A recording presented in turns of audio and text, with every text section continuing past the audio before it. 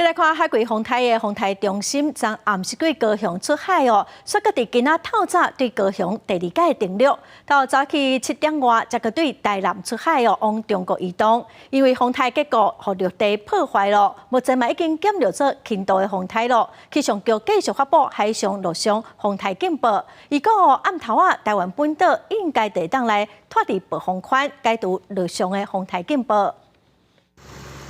通往秀林乡东门村的丰信道路山壁的土石崩塌，土骹规个拢悬悬。当地这2天累积的降雨量已经超过800毫米，土石流阻碍交通，乡公所全力投入抢修。我们怕同门村，会变成孤岛，所以我们现在马上抢救。我们希望说，保持单线通车。海葵风台礼拜暗时伫高雄出海了后，变作关架站分离，伫原地转西。礼拜透早4点，搁再为高雄定律；7点外由台南7股附近出海。目前风台中心也伫台南的西北西方差不多90公里的所在。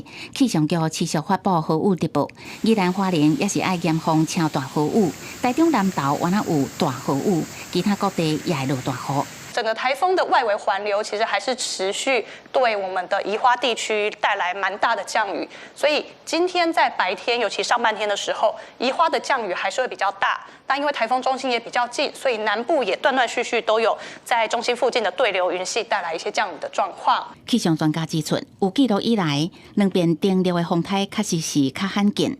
除了1986年维恩风台，也有2014年凤凰风台，按过历史上无任何一个甲海葵路线同款的风台。